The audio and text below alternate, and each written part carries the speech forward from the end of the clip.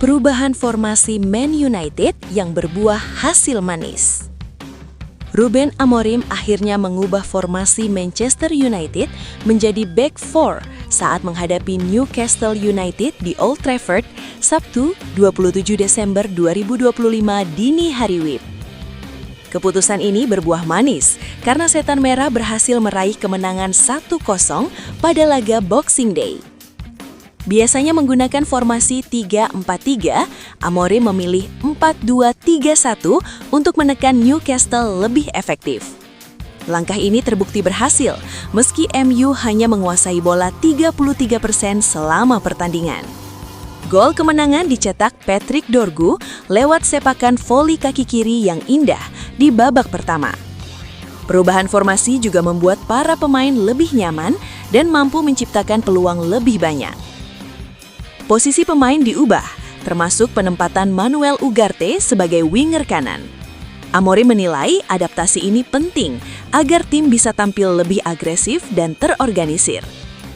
Amorim menjelaskan bahwa perubahan formasi dilakukan untuk meningkatkan peluang mencetak gol.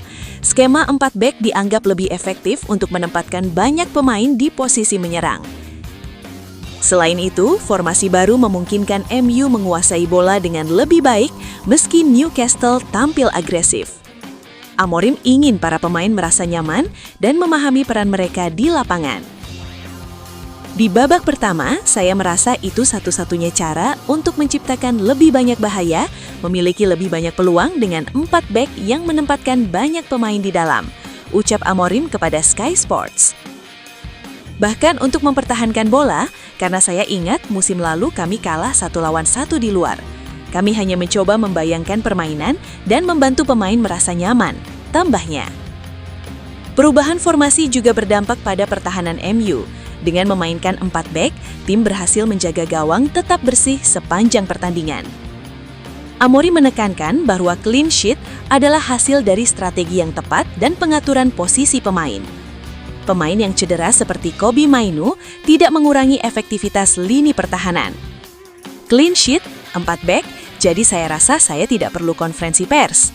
Semua sudah tercakup, Kobbie Mainoo cedera, semua hal sudah diperhitungkan, dan kami bisa pulang menikmati Boxing Day. Tandasnya.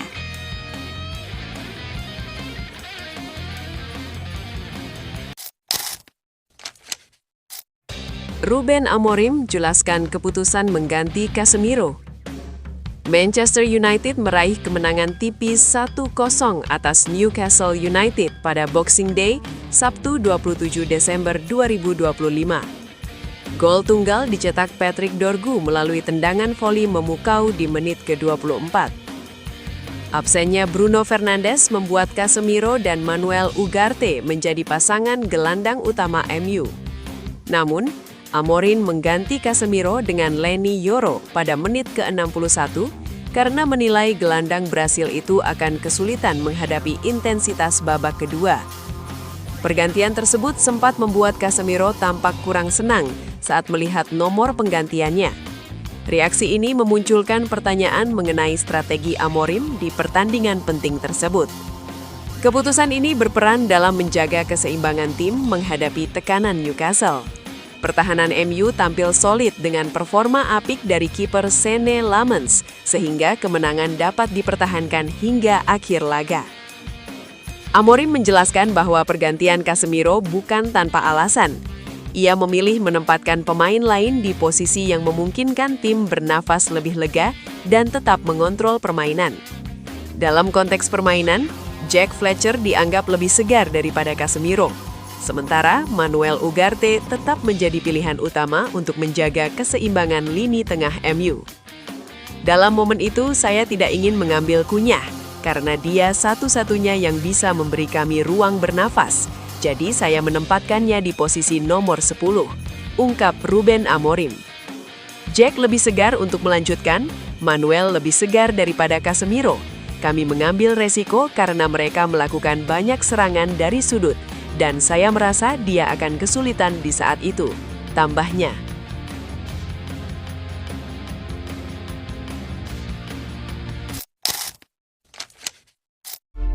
Mohon doa dan dukungannya untuk fans Manchester United dengan mengetik amin di kolom komentar. Mudah-mudahan Manchester United lebih baik lagi dari minggu-minggu berikutnya. Amin.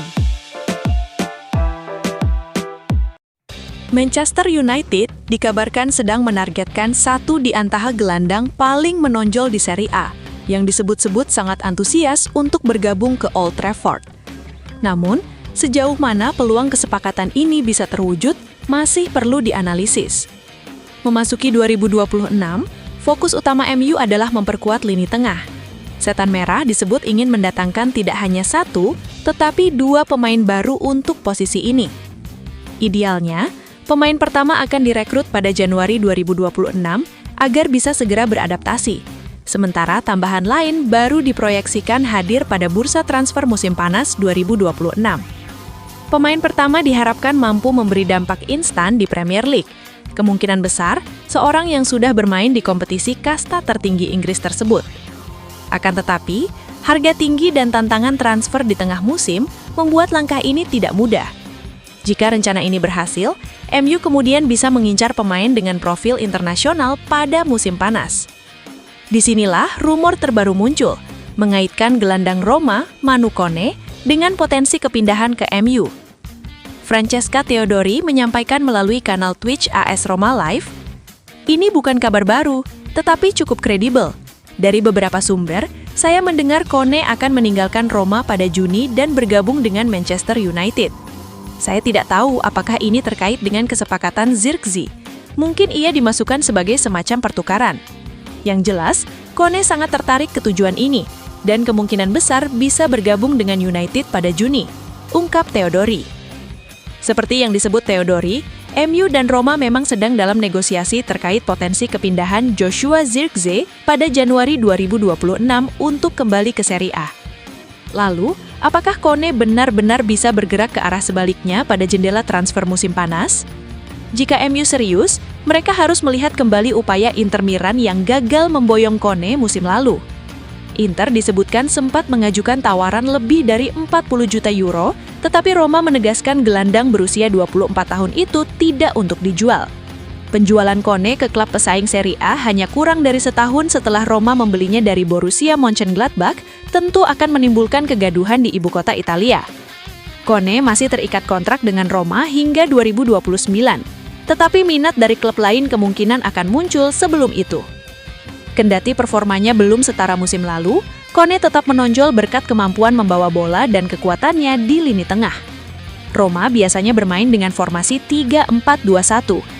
Jika Ruben Amorim ingin mempertahankan pola serupa di MU, meski hal ini makin diragukan, Kone diyakini dapat menyesuaikan diri dengan mudah. Namun ia belum menjadi tipe gelandang yang banyak mencetak gol atau assist.